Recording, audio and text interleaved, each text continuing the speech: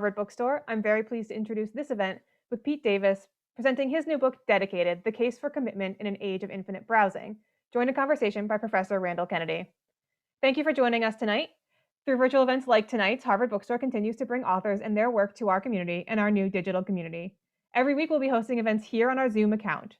As always, our event schedule also appears on our website at harvard.com/events, where you can sign up for our email newsletter and browse our bookshelves from home. This evening's discussion will conclude with some time for your questions. If you have a question for our speakers at any time tonight during the talk, click on the Q&A button at the bottom of the screen and we'll get through as many as time allows.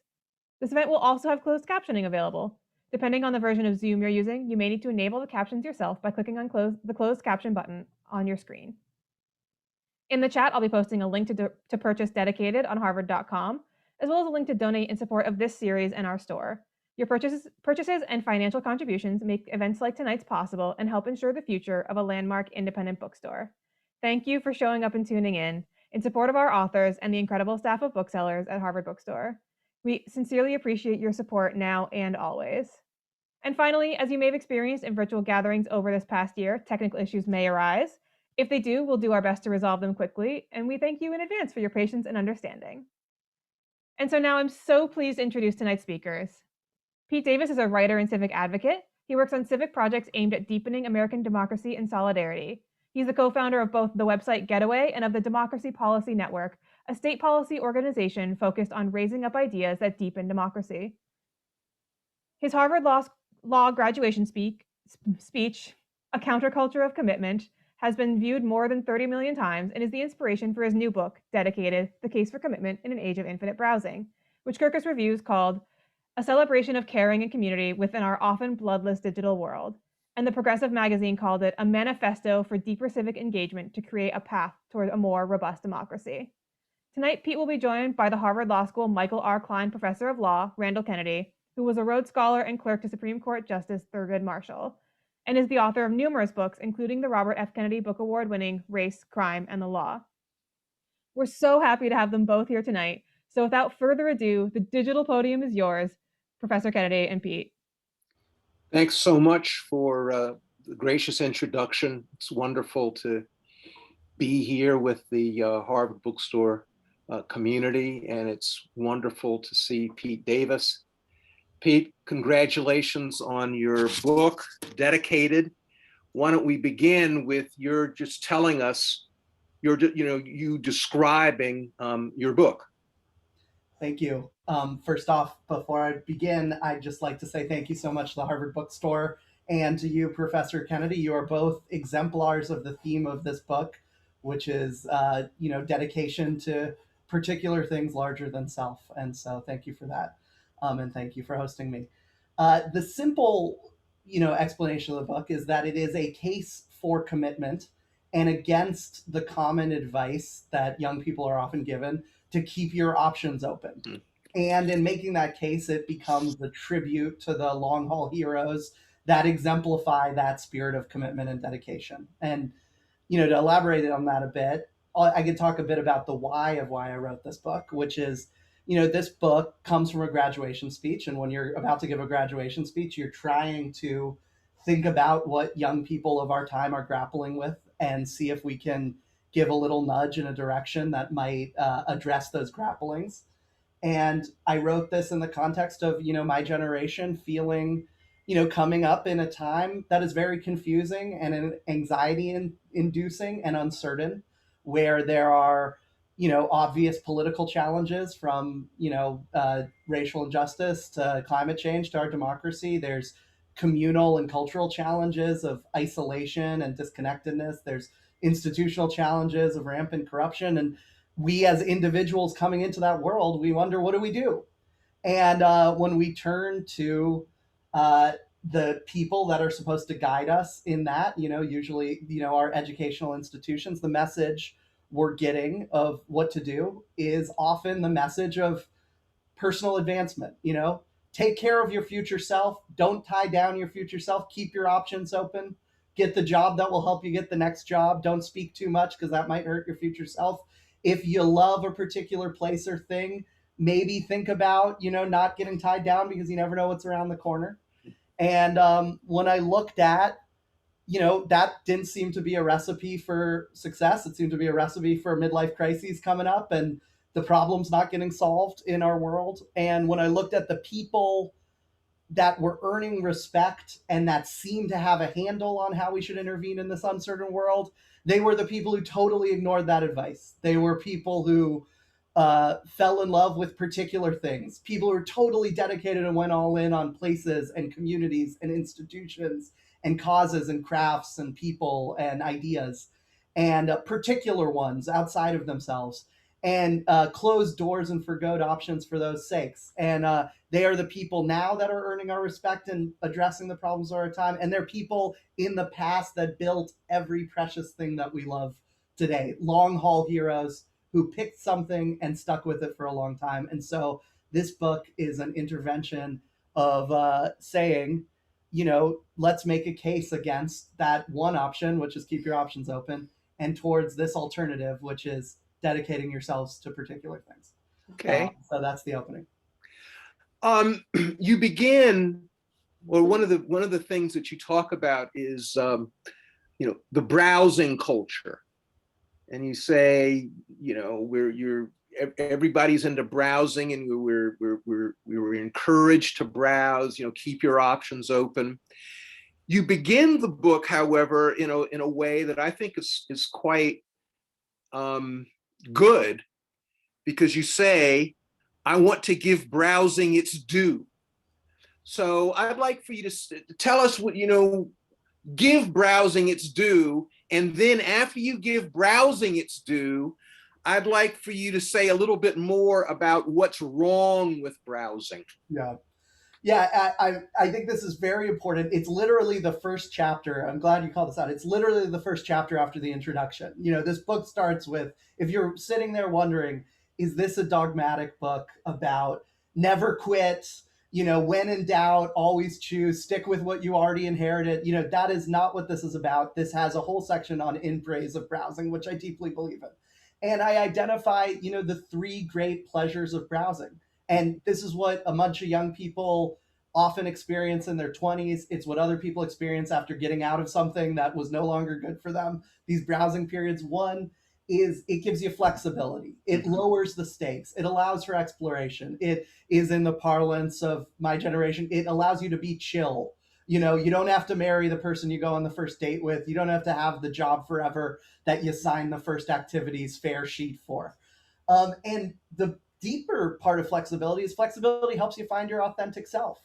This is some of the most magical experiences in people's lives, are that moment when you're browsing around, you pop into a room and you go, wow, this is really me. And the inherited involuntary commitment that I might have started with at the beginning of my life isn't me. That's not who I am. I don't feel part of that anymore.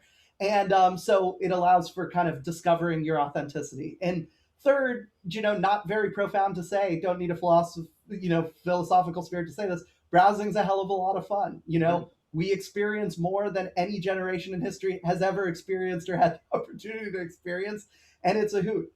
But, that would be it with the book. If that was all it was, it would just be like, keep browsing, But all of these pleasures, eventually, not immediately, it's not like those were false pleasures. They were great. They're useful. Eventually, over time, if you do it forever, that's why I say the cause is against infinite browsing mode, curdle into, are haunted by pains. So I'll go quickly through it. Flexibility, it's eventually haunted by choice paralysis. If you jump from thing to thing, it eventually becomes hard to pick anything and feel good about it because you're haunted by all the other things you could have picked. This is what Barry Schwartz calls the paradox of choice. Authenticity is, what's there to say against authenticity? Well, it's mostly a good thing, but if you spend your whole life just trying to find everything outside of you perfectly aligning with your sense of your inner self, like if you're saying, if I'm to join a cause, or if I'm to get into a place, or if I'm to marry a person, or if I'm to be loyal to an institution, it has to perfectly fit my authentic self. You're not going to find any institution or person or place that does that. And if you're so rigid about that sense of self, you're eventually going to be spiritually isolated, what Emil Durkheim called anomie. the feeling that not that you're losing the game, but that there's no scoreboard you respect, not that you're lost on a journey, that there's no destination you believe in. And finally, simply again, novelty eventually curdles into shallowness, which is incredibly boring. Jumping from hot new thing to hot new thing is really exciting and not boring until you've done it the 20th time, at which point you're desiring those deeper joys that come from the long hauls, the experience of becoming an elder in a community, the experience of watching a project get off the ground, the experience of celebrating your kid's graduation, the experience of really coming to know a place. That's the joys of depth, not the novelties of kind of jumping around. And so at this point, you're saying browsing was fun, but I want to get an off ramp. I want to pick a darn movie and see it all the way through. And that's the starting point of this book. You used a word, chill, and you associated chill with the browsing culture, or it's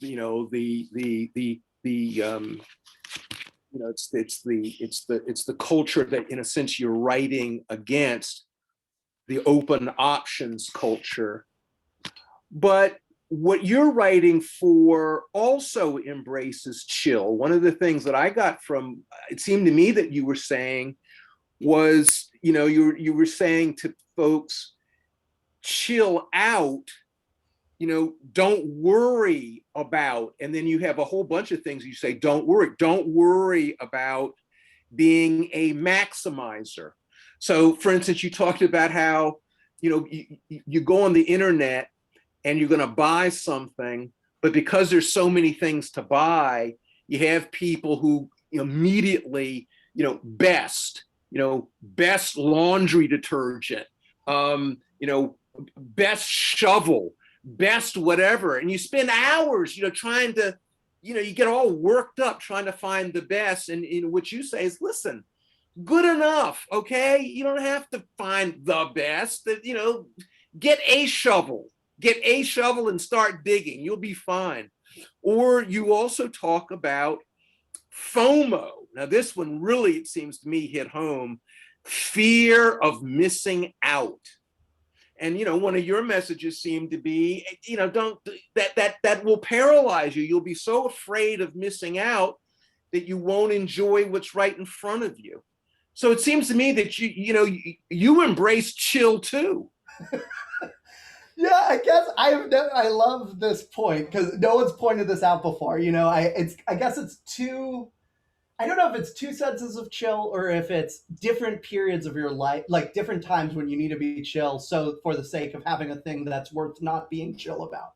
So the original time when I said in the book against chill, basically it's from this wonderful viral essay by Alana Massey where she talks about, having these boyfriends that are just want to chill for 7 years and never want to commit to, being in a relationship. And I thought that was an interesting example of this because, this is kind of a case against not being chill about certain things. The whole book, it's saying the morality of certain causes that you care deeply about. This is worth not being chill about. Or if you're loyal to an institution, doing the rituals of the institution or honoring the missions of the institution are worth not saying anything goes about. Or if you love someone and commit to them, it's worth not, as Alana Massey writes about, not saying anything goes with each other. It's worth having something worthy of not being chill about in your life. But what you pointed out is another part of the book where I say the first thing in the section of the book, and I really believe this, on how do you get started in a commitment? What is the absolute first step? The absolute first step is lower the stakes. Know that 60% there might be okay. If you had to boil down a major argument of this book, it's that the substance of the commitment, the particular thing you actually commit to, we way overestimate the importance of that and way underestimate the importance of just being committed to it. So if you are 60 to 70% there on the substance of this particular thing, on that particular person or that cause or that community or that place, or that idea or project you want to get off the ground, jump in and the commitment itself will work itself out and get that to 100% or 90%, and that's fine. Because it's not, there are so many mechanisms that open up that make it work out in the end. All the things you're worried about. Will I like it? Will I regret? Will I miss out? Will the community impede on me? They all start inverting when you're committed. So you're worried about regretting your choice 20 years later, but you wake up 20 years later and it's so imprinted on your identity, what you did, that you can't even imagine a self that could live in a different way. You're so worried about the community that comes with the commitment, like threatening your identity or your reputation or your sense of control. But it inverts after you dive in, where it starts becoming the community that gives you comfort. It starts becoming part of your identity and reputation to be part of the community. And as I said before, you start worrying about all the things you're going to miss out on. You start thinking, oh my gosh, because I made this commitment, I didn't miss out on all the things on the other side of the long haul, celebrating my 10th anniversary, developing an expertise in a craft, being the elder in a community. So be chill so that that inversion can start happening. Be chill and dive in. So I'm with you on that. I like that noticing. In your book, you have a lot of people to whom you allude.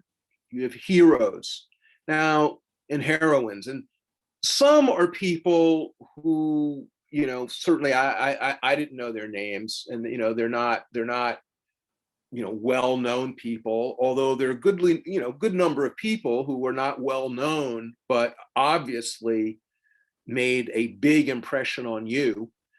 And then there are some people who are well-known, and among the well-known people, it's a wide range. So I'm just going to read off some names. The person, by the way, in your book, I think that the person who you mention the most among your long hauler heroes is probably Martin Luther King Jr. I think he's, if you just sort of, tally up the number of mentions, I think he's probably number one. But then here's some of the others, and I'd like for you to sort of just comment on how they fit into your project. Fred Rogers, Dorothy Day, Ralph Nader. There are others, but let's just stick with those three. It's an interesting threesome. Yeah, how do they fit it? Well, what's interesting, this is part, someone once said, maybe it was Nietzsche, he said, all philosophy is biography. And I would say this idea emerged out of kind of an obsession I had with people who were, as this phrase I coined for this, long haul heroes. And what was special about this type of hero, what's a long haul hero, is that I was obsessed with the aspect of them that was non-cinematic. It was the part that was not, I talk about in the speech that inspired this book, and I talk about a lot in the book, is we often describe heroes for their big brave moments, the dragon slaying in their life. In Martin Luther King's case, it's giving the "I Have a Dream" speech or standing in front of the fire hoses, things like that. But the thing I'm obsessed with is all the stuff that leads up to those cinematic moments. The people that go to meetings over and over again.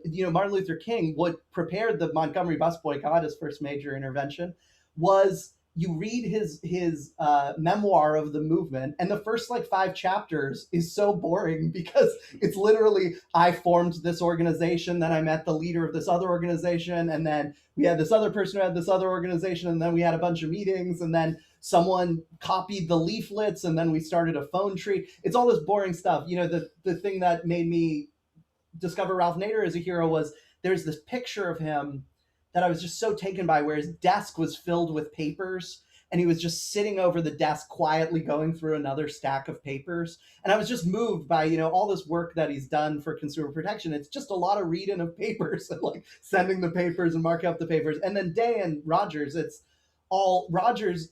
You can't point to one episode that was the Mr. Rogers impact on culture. It's the 800 episodes he did over 50 years. And Dorothy Day, it was her, decade upon decade of having her Catholic worker houses open to people in the small moments, added up over time, had a big impact. You might want to, I bet you're going to ask about, the ideological valence of all of them, but I'll leave that to you to ask about that if you want. Well, let's turn to that. Okay. I'd like to turn to the politics of the book.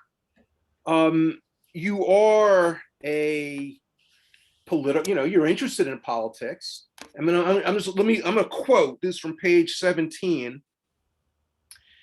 And this shows how, you're clearly a political person because you want to change things. You want to change the world. You want to make the world better. And so you say, here I quote, "Commitment is the first step toward changing the world. And our fears of commitment are standing in the way of jumping in. Why is commitment necessary to change? Because change happens slow, not fast. Everything that matters takes time. There are no shortcuts. But when change takes time, we need something more, something that can get us through the boredom, distraction, exhaustion, and uncertainty that can plague any long haul effort."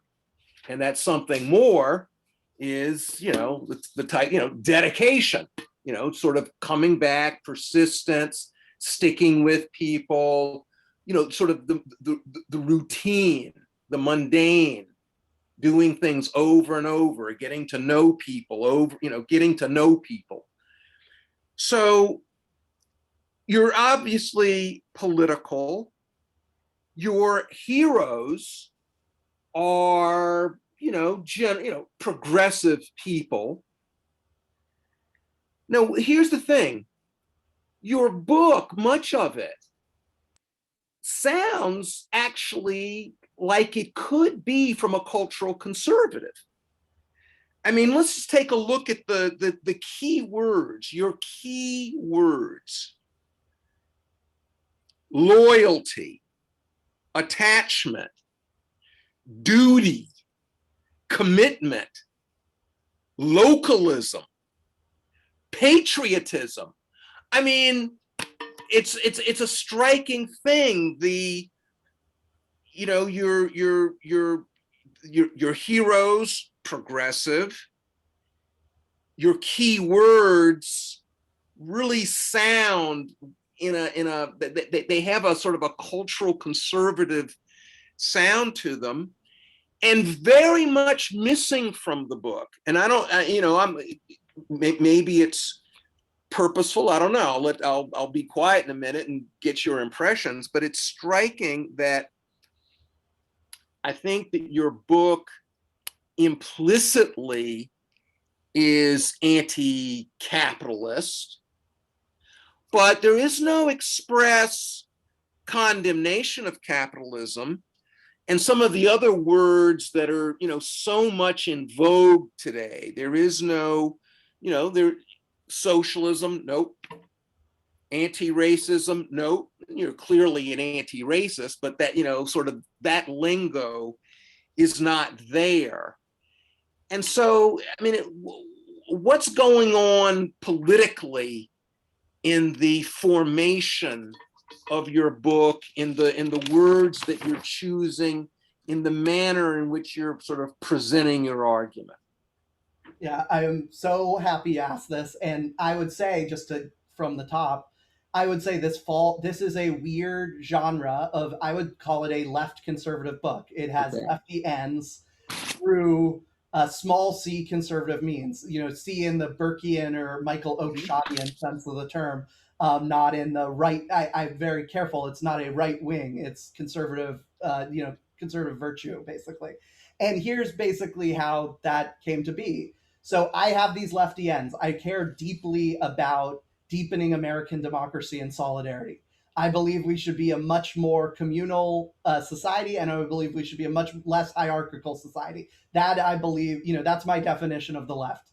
And so those ends I care about. I share many ends with many people in my generation, and especially if you want to get more concrete about it, I care about these giant projects of our century. How do we combat climate change? How do we achieve a more racially just country? How do we have an economy? How do we democratize the economy more? How do we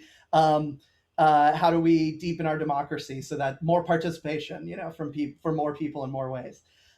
But usually, what's in vogue right now, and I'm not against any of this, I've benefited from reading many of these books, is the standard lefty accounts of why everything is wrong. It's stories of structure. It's stories of there is a structure, this structure is harming us, we must defeat this structure. Very important, half the battle. The other part, the other thing that goes with structure is agency, which you get a lot less of today from kind of the left, talking about we have the capacity to exert our agency, not just for ourselves, but to change the structure. Um, we are powerful. Individuals are powerful and they can choose to do things. And so this is a book. It actually technically is coded in the Dewey Decimal System as a self-help book. It is like the genre of self-help. It's about you feeling down, reading it, and then believing you can do things. So that differentiates it from the left. The other is it calls on to achieve any of these causes we care about, and looking to the past, all the people that achieved the causes we care about in the past, they not only exerted agency, that's the most important, they also exerted a bunch of traditional virtues: patience, fidelity, respect, duty, awe, belief in subsuming yourself in something larger than yourself. And I tell the story, what's the most, what perhaps is the greatest lefty project in American history? It's the abolition movement. It's an epic world historical project that was mostly victorious. And I have a chapter in here where I tell the story of the main figures of the abolitionist movement held a party on the day of the Emancipation Proclamation being signed. They held it in Boston. And I go around showing the stories of the people at the party: Emerson, Thoreau, Frederick Douglass, Harriet Beecher Stowe, William Lloyd Garrison, all these other figures, the head of the Massachusetts Colored Freedom Association, whose father was also started it.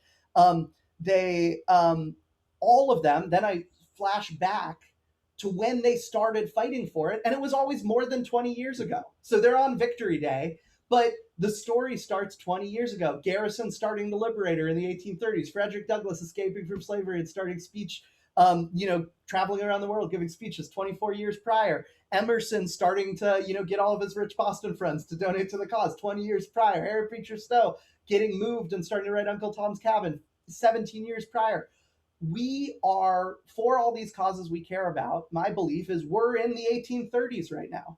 We're not in the 18th. We want the party. We want the moment. And so my message to my fellow lefties, which I'm not the only one saying this, is we have to start thinking like them in the 1830s. We got to exert our agency. We got to take, have some patience and fidelity and respect and duty, and most importantly, dedication.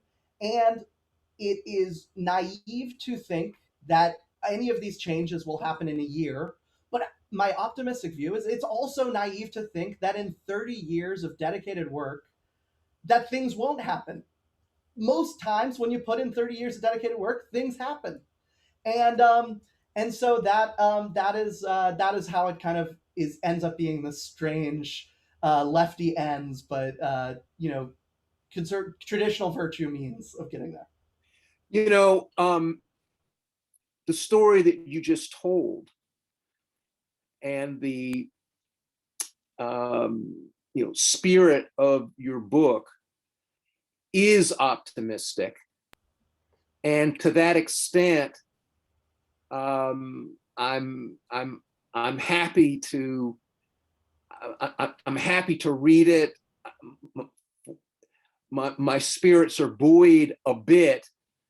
I'm gonna tell you, however, I feel really quite disheartened about where we are. And I suppose, however, that your reference to, the Emancipation Proclamation, maybe that's a nice antidote to people like me who feel so disheartened at the moment. Because after all, as bad as things are now, the moment that you allude to was a moment in which human bondage was very much a part of our reality. go ahead, respond, Yeah, no, I'll just to drive it home, let's bring it up to our time. Basically, it started 7 years before I was born. So anyone older than me, this happened in your lifetime, and most of it happened during my lifetime too. 1982. Were you at HLS in 1982 by that? Yes. Okay. No. I came in 84. 84. Okay, so a little bit before you were there. Evan Wolfson was a 3L Oh, yes. at Harvard Law School. He Yeah. writes a paper for his 3L paper called The Constitutional Case for Same-Sex Marriage. It was basically a science fiction paper. Yeah. It was True. How interesting. It was like a novelty paper, basically. That's where he was at. I talked to him. I felt this special connection. He went to the same high school as my dad, Taylor Alderdice in Pittsburgh, Pennsylvania. And I talked to him, and he said, okay, the first decade, I write the paper, novelty paper, clever, interesting, I remember a story of Professor Carol Steiker saying she wrote a similar note, and the dean of Harvard, in a similar time, dean of Harvard Law School wrote her as the head of the Harvard Law Review and said, good issue this week, but why are you putting crazy things like gay marriage into the Harvard Law Review? This is a serious review.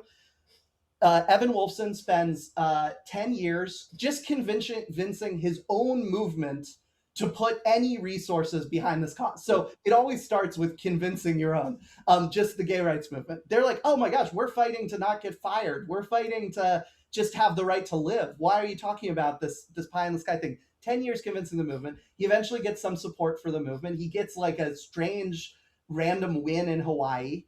That buoys him. But then another decade of complete blowback from what happened in Hawaii. Basically, the Democratic Party's president signs a Defense of Marriage Act, and it comes out. And then he gets a win in 2004. So we're 22 years later. Massachusetts does gay marriage. 22 years into Evan Wolfson and many other people, but he's been with it from the beginning. Long walk. Then after 2014, another decade of hand-to-hand combat, fighting state by state. And then the final 3 years when everyone's on the bandwagon, let's get the Supreme Court passed. And he remembers it the day that Obergefell came out and legalized gay marriage across the country.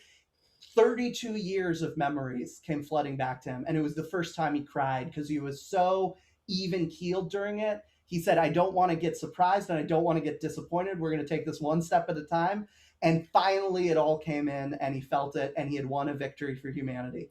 And think of how you would feel, not just in 1982 as Evan Wolfson, think of how you'd feel in 1996. Think of how you'd feel in 2004 when you got one state and then the president runs an entire campaign getting constitutional amendments in state houses passing so that this never, ever happens.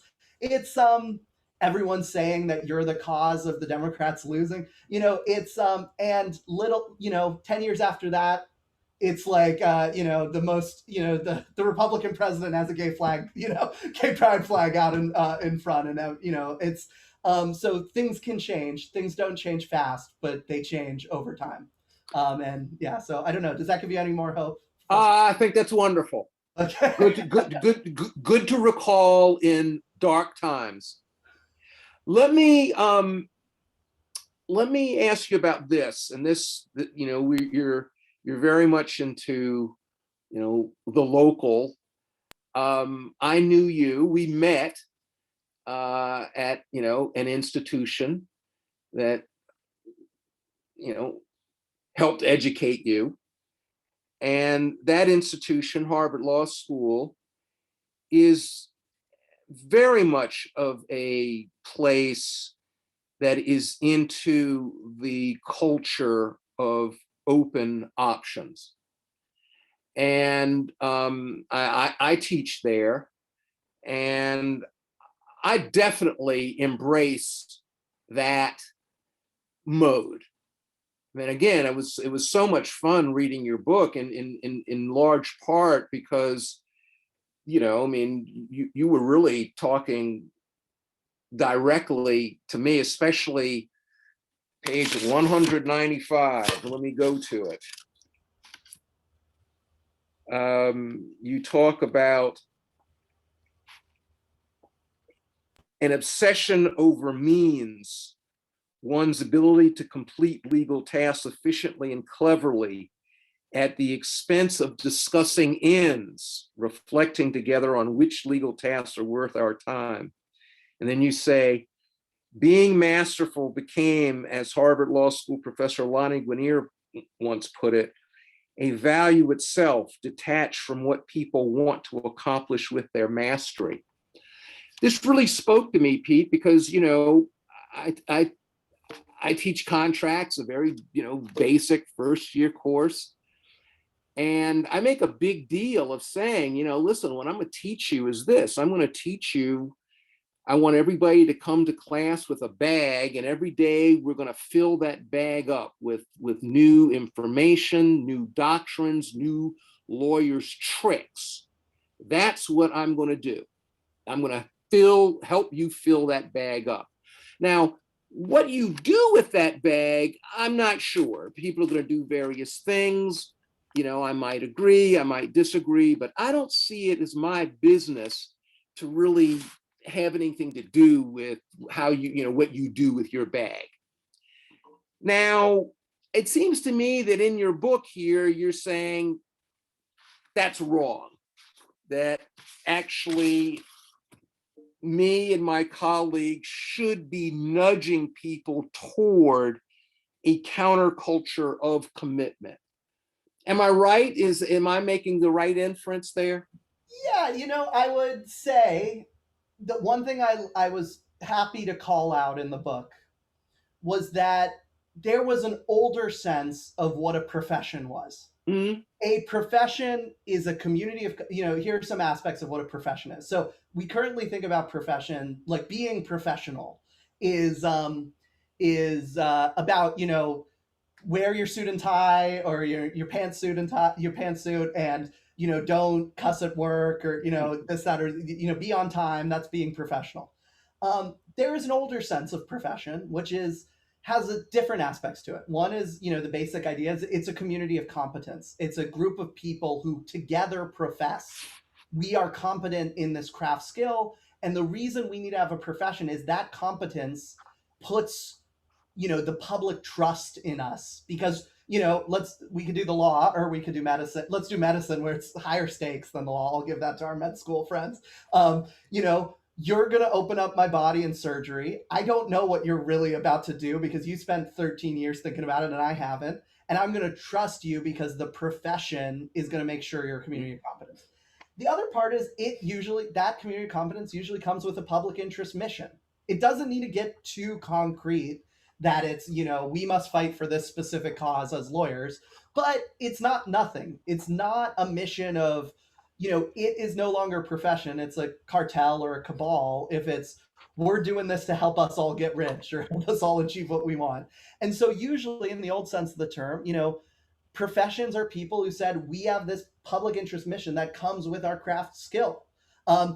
If we are architects, our goal is to build a world that's beautiful. If we are medicine, our goal is to heal the world. If we're engineers, our goal is to use technology for the betterment of everyone. And law actually has a really easy mission, I would say. We can all debate over it, but my 2 cents would be preserve the rule of law over men, the rule of men, and advance equal justice under law. And any way you want to conceive of that, professions have internal debates about. That's what the professional schools are a home for, the internal debates on what that means. But when you think that part of the case I'm making in this book is when you think that that's too messy or too hard or too exclusive, or might require us to say, I think what you're using this skill for is wrong. What the institutions decide to do is they drain that moral message, they drain that professional message, and it becomes, we're a really good deal to acquire skills. You are all here. You have no connection to each other.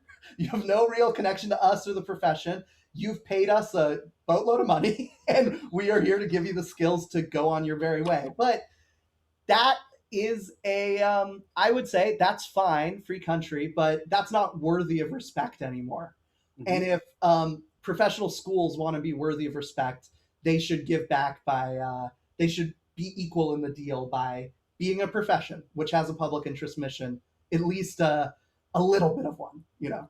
I'm not going to belabor this because I don't want to, get too parochial. I think what you said is a very interesting thing.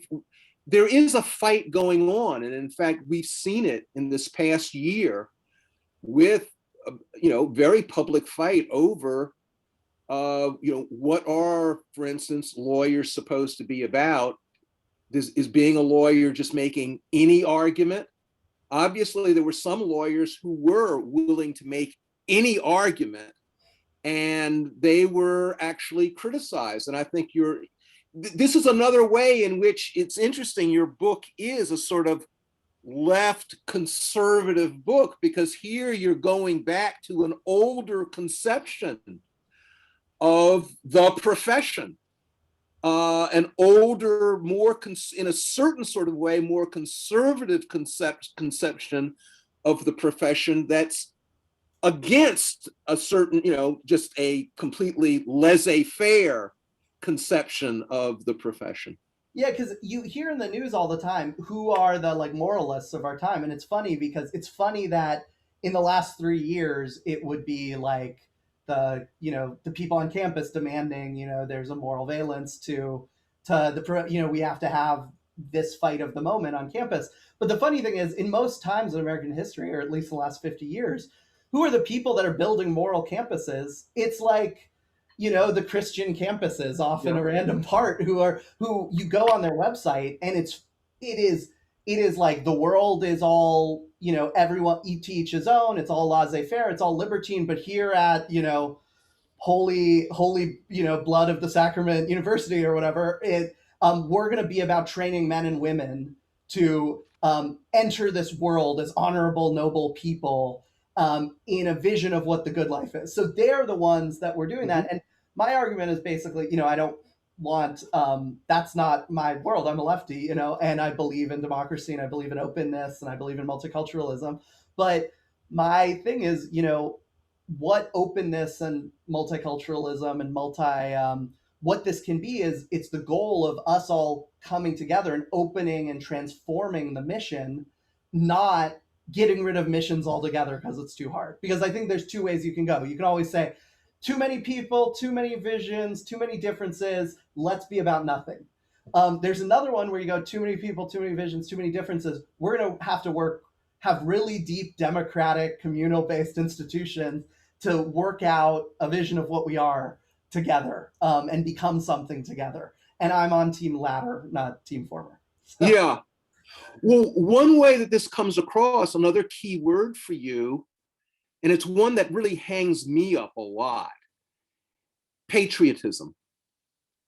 You talk. In fact, you say, you speak.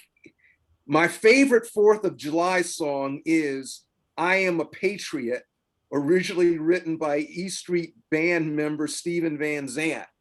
And then you go on to talk about the chorus from that song, and you speak of patriotism. I am a patriot, and I love my country because my country is all I know. I've got nowhere else to go. And then you talk about loving the country because it's the one you are part of, the one you know, the one you're bound up in. It's not the patriotism of domination and exclusion, but the patriotism of dedication to a place and its people. And you then later in the book, you talk about, you quote a lady who says basically, flower where you're planted, okay? Wherever you are planted, pitch your tent there and, make a good go of it there. That's a big part of your ethic. Here's my question to you. There's a part of me that says, gosh, that sounds awfully arbitrary. I mean, so what if you happen to be born there? So what if you happen to spend the first 12 or 15 or 20 years of your life in a particular place. And let's suppose that, yeah, you met people, they were your neighbors, they were nice to you, you were nice to them. But why should that be so, frankly, ennobled?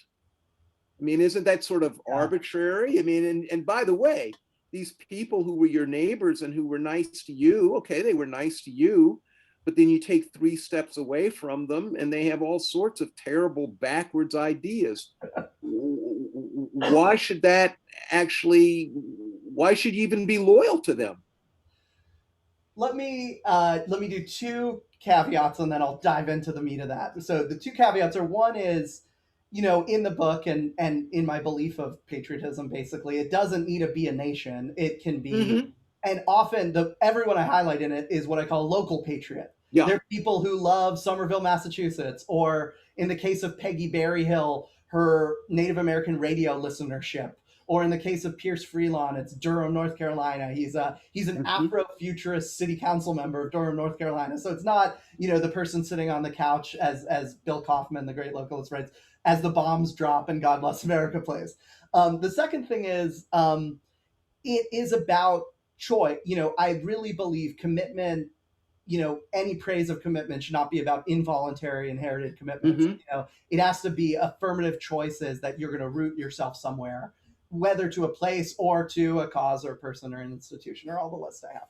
But okay, so given those, I've chosen to be loyal to some form of people and communities. It doesn't mean they deserve any more love than anyone else. It doesn't mean, pick them over anyone else in a hard trolley problem decision.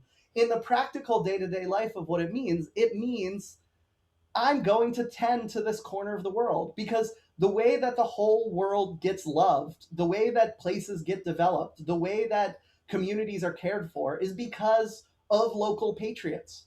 We are all free riding on, if you love the place you live, it's because long haul heroes who love that place decided to commit to it and do irrational things for it. When I was growing up, we had this couple, Annette Mills and Dave Eckert, and they could have, they were much more, they should have lived on a commune. They shouldn't have lived in the suburbs of DC, in my town of Falls Church. Like, they were kind of alien to our town, but they decided, we're here, we're going to fall in love with this town. They created the New Year's Eve party. They developed the neighborhood tree program. They saved a creek and made it a public park. They did our blues fest. They helped start our blues festival. They helped make documentaries about the history of our town.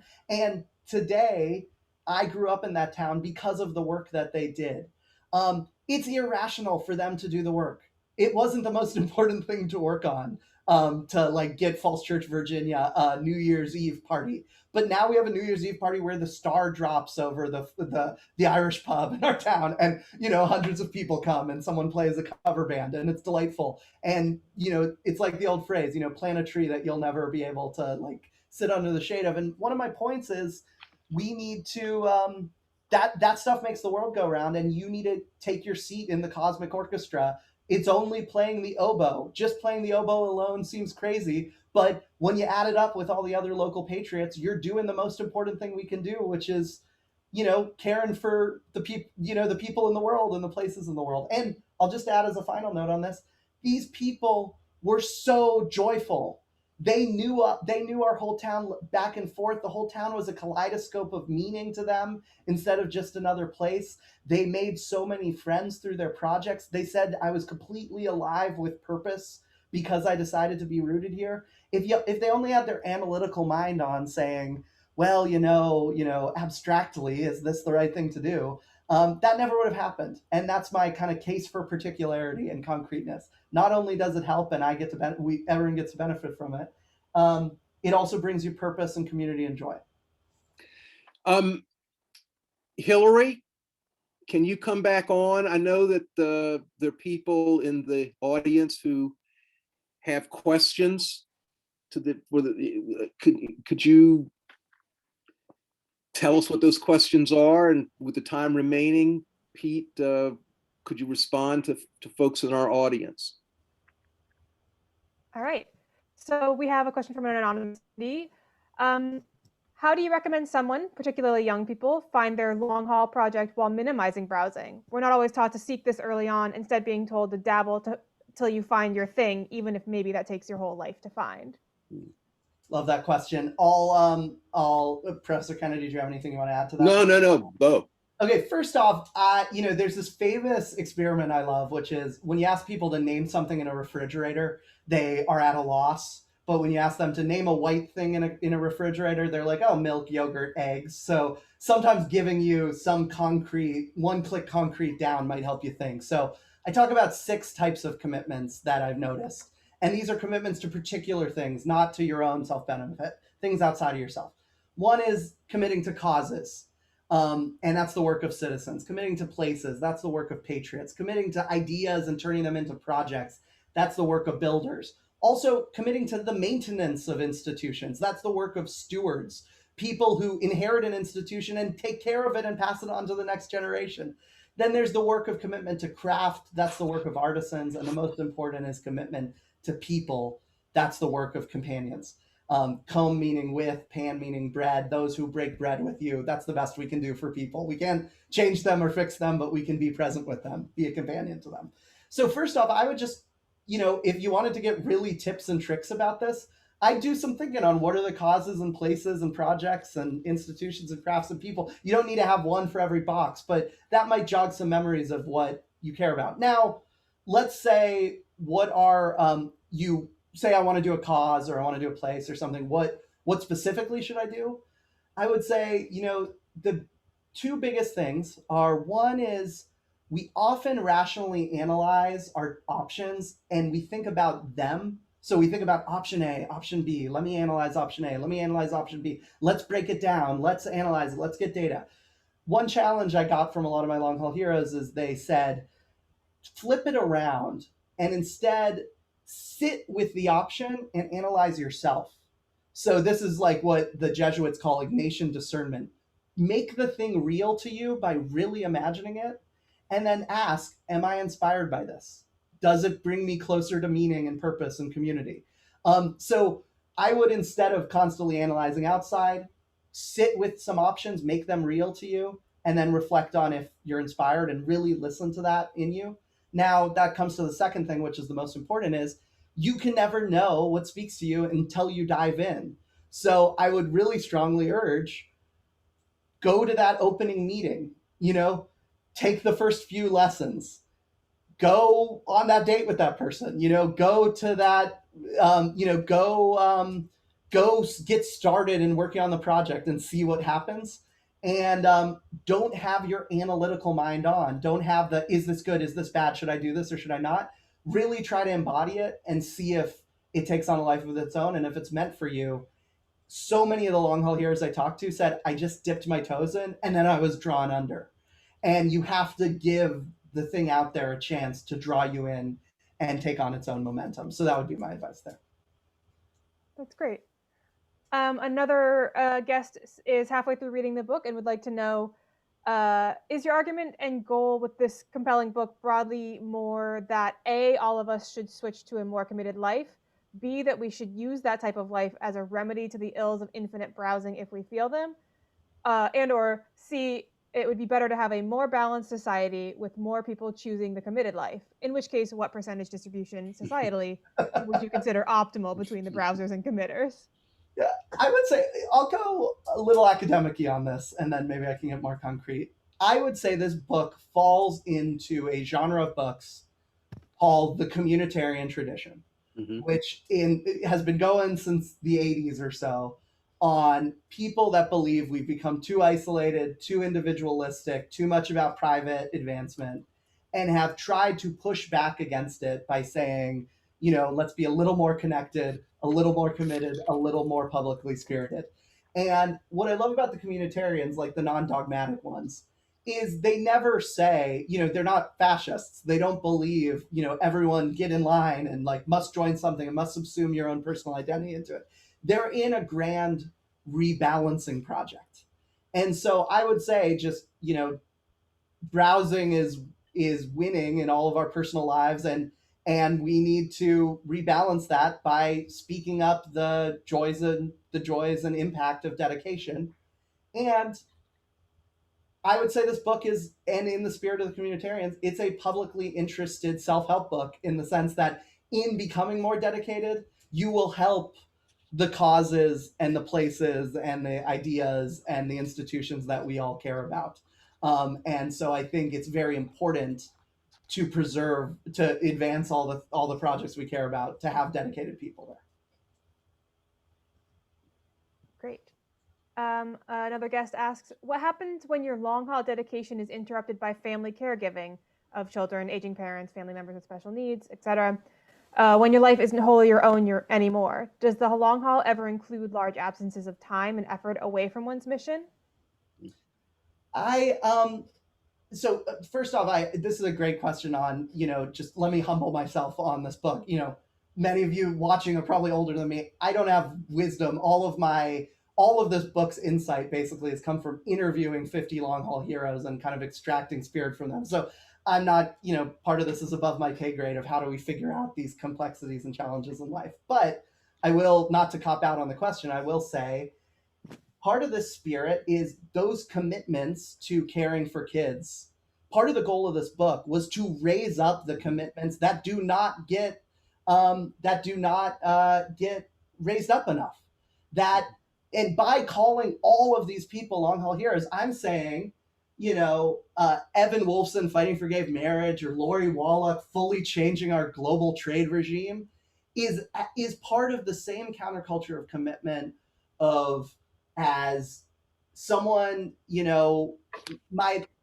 someone teaching people piano for 30 years, or the teacher that has, in that fourth grade classroom that's changing things, and the mothers and fathers and siblings and grandparents and grandchildren that are being companions for people in their family.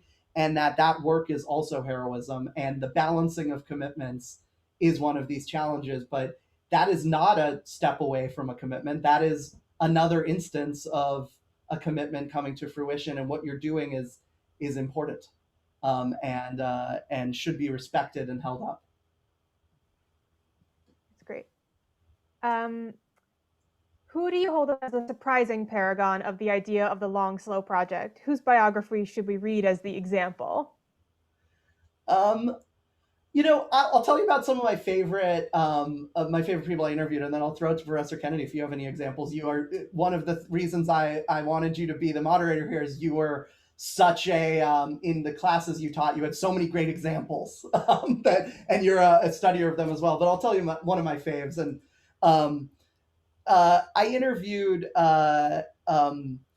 Mickey Raphael, and I loved his story. I actually went out and I said, I want to show that commitment to even the smallest thing, the thing you wouldn't even think about, would be wild, and would result in all these things I'm talking about. And so I thought, okay, who's the most famous harmonica player in the United States? And it turns out it's Mickey Raphael. He's Willie Nelson's harmonica player. And it turns out he was a loner in high school. He was a little aimless. He wasn't going to inherit his father's woodcraft trade, and he didn't know what to do. And one day he sees someone at the Rubaiyat Club in Dallas playing harmonica, and he feels the spark of the divine inside of his heart. Again, he notices himself in the presence of the harmonica. He starts playing harmonica. He becomes known all around Dallas as the harmonica teen. Willie Nelson's in town one day. He brings him in for a session. He does so good, he invites him to his band, and he ends up playing for presidents and traveling around the world and being in Willie Nelson's band for 40 years, all because he was committed to learning, going all in on the goofiest of instruments, the harmonica. With all due respect to harmonica players, it's kind of not the most in vogue instrument. And his whole life led to adventure and community and deep purpose. And now he's a major part of the music scene in Nashville. And it's all because he committed to the smallest of things. So I really wanted to, I interviewed people from Ken Burns and Evan Wolfson to random people down the street in my town, but I also wanted to, show that this isn't all about the grandest of causes. It can be about taking care of a local thing, falling in love with the craft, keeping your book club going. It's all part of this. Do you have any examples, Professor Kennedy? I'll just be quick because we're near ending time. One of the people that you mentioned in your book, and I was so happy to see you mention, was Medgar Evers. Medgar Evers was the head of the NAACP in the 1960s in Mississippi, and he was shot down in front of his house. And you talk in your book about going to visit the house, and you talk about Medgar Evers day by day doing the unglamorous but absolutely essential work that has made the United States of America a better place. And so I was very happy to see you mention Medgar Evers, one of the great people in the history of the United States, frankly, in the history of the world. Secondly, I'll just say that I've thoroughly enjoyed this conversation. I think it's a wonderful book. Congratulations on it. And finally, I want to pick up on something with which you began our conversation. You talked about the Harvard bookstore itself being an institution that exemplifies the sort of the spirit that you were describing and the spirit that you were lauding. And I'd like to associate myself with those sentiments. So thank you very, very much. Thank you so much for having me. And just to give praise to you, Professor Kennedy, the reason I wanted you to speak to me is that you probably noticed from reading my book is I believe in institutions. And what I loved is you were such, when you, as a professor at Harvard Law Schools, you really believed in the learning community of Harvard Law School. And you are a true believer in it and have been kind of stewarding the culture of discourse and learning and academic inquiry there in such a pure spirit of what education's all about. And so you are an exemplar of the theme. So it's an honor to have you interview for this. And again, thank you to the Harvard Bookstore. Be well. Thank you. Thank you both. Thank you to Pete and to Professor Kennedy. Thank you to everybody out there for coming and spending your evening with us. You can learn more about the book and purchase Dedicated on harvard.com. And on behalf of Harvard Bookstore, whose t-shirt Professor Kennedy is wearing today here in Cambridge, Massachusetts, have a good night, keep reading, and please, everybody, be well. Thank you. Yeah. Bye-bye.